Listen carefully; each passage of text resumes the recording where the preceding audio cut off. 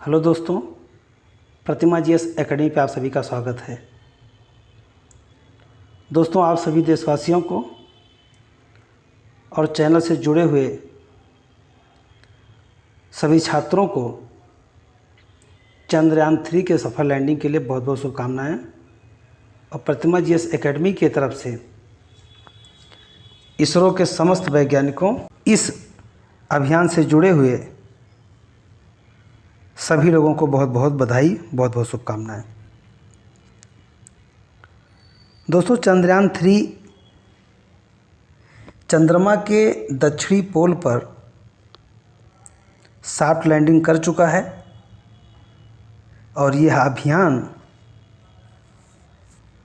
14 जुलाई 2023 को छोड़ा गया था, जो आज 23 अगस्त 2023 को सॉफ्ट लैंडिंग करने में सफल रहा।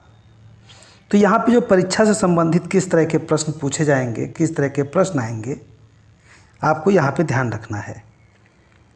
पहला प्रश्न तो ये होगा कि ये कब लॉन्च किया गया था।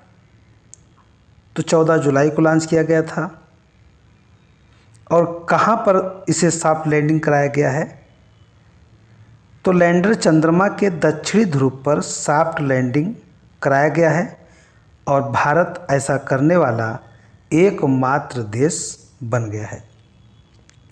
अब साथियों, यहाँ पर ध्यान देने की बात यह है कि चंद्रयान 3 के सफल लैंडिंग के पश्चात भारत ऐसा करने वाला पहला देश अगर बना है तो उसके पहले जो और 3 देश हैं वो क्या थे।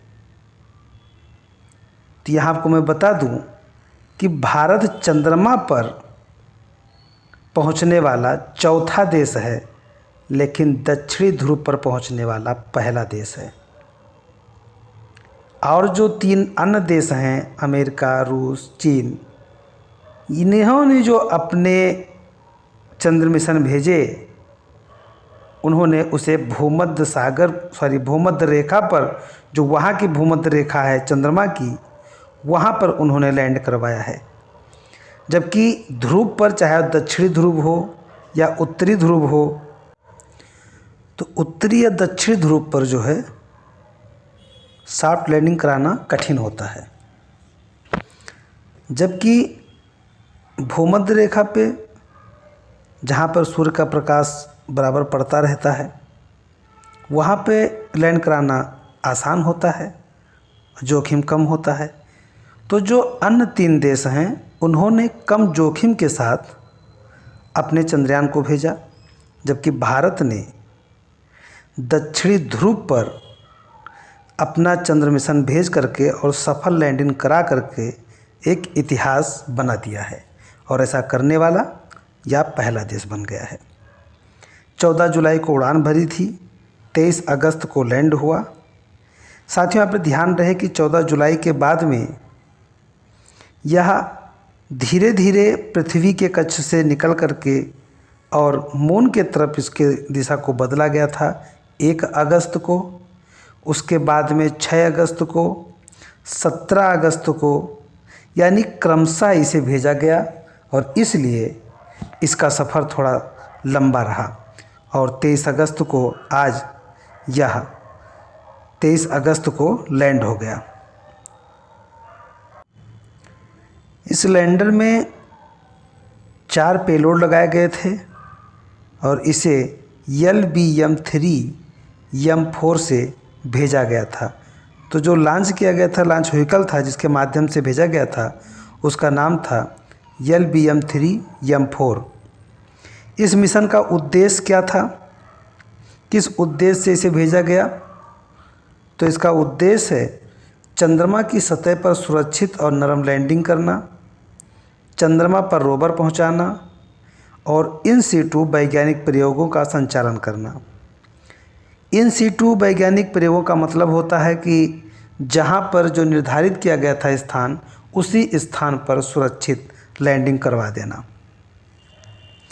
सॉफ्ट लैंडिंग किसी अंतरिक्ष यान को नुकसान न पहुंचाने के लिए धीमी नियंत्रित गति से उतारना और अंतरिक्षयान की तकनीकी क्षमताओं का प्रदर्शित करना भी था, क्योंकि सॉफ्ट लैंडिंग इतना आसान नहीं होता है। समय के साथ उसको परिवर्तित करना, उसके बाद ऊर्ध्वाधर और क्षैतिज रूप को भी ध्यान में रखना, तो इन सब स्थितियों को ध्यान में रख करके ही सॉफ्ट लैंडिंग कराया गया था, जो कि एक कठिन प्रक्रिया होता है। इतने वेग से जाना, उसके बाद उसके रफ्तार को कम करना, फिर क्रमशः उसे जो है मून पर यानी चंद्रमा के सतह पर उतारना। और लैंडिंग स्थल था चंद्रमा के दक्षिण ध्रुव के पास 70 डिग्री अक्षांश पर। 70 डिग्री अक्षांश पर दक्षिण ध्रुव पर इसे लैंडिंग को उतारा गया है, लैंड कराया गया है, तो ये भी ध्यान रखिएगा। अब यहाँ प्रश्न आता है कि दक्षिण ध्रुव पर ही क्यों उतारा गया, ऐसी क्या विशेषता है कि दक्षिण ध्रुव पर ही उतारा जाए।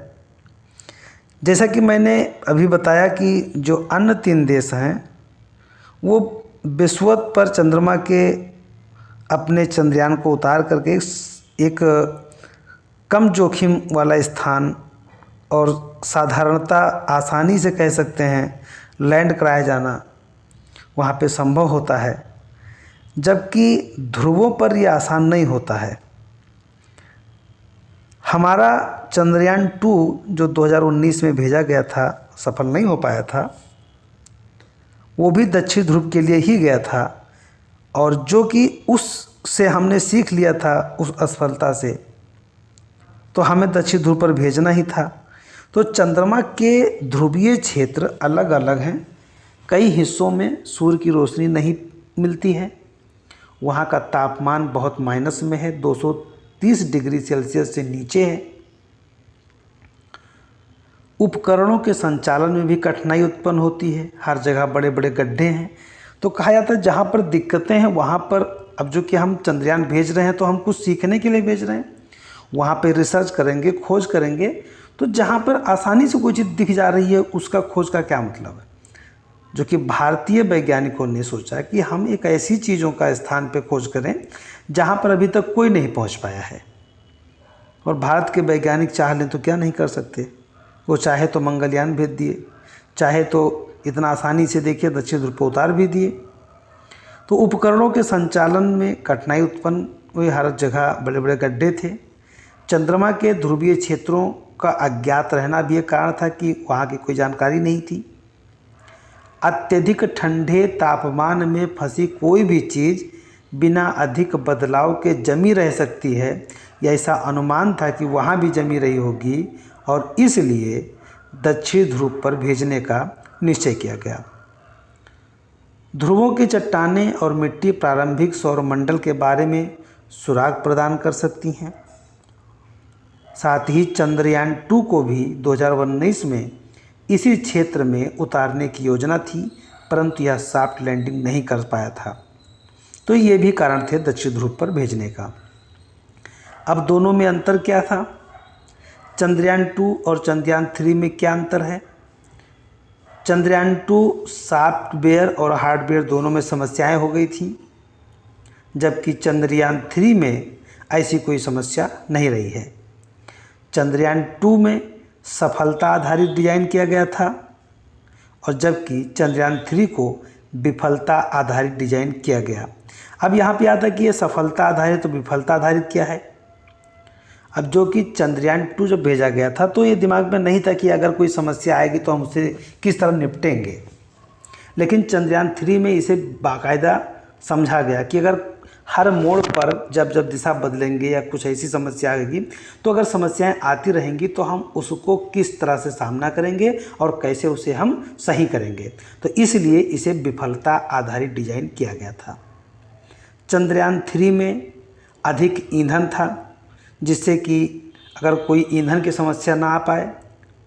चंद्रयान 3 में 4 तरफ सौर पैनल लगाया गया था, कि जैसा कि पहले ही बताया जा चुका है कि उत्तरी या ध्रुवों के तरफ जो है, जहाँ पर सूर्य की रोशनी नहीं पड़ पाती है, वहाँ पर चंद्रयान 3 में चारों तरफ सौर पैनल लगा दिया गया था कि यदि कम से कम 1 या 2 भी सूर्य के किनारे या आसपास के कुछ भी रोशनी अगर प्राप्त होती रहेगी तो हमारा चंद्रयान जो है वो सक्रिय रहेगा, वो कार्य करता रहेगा।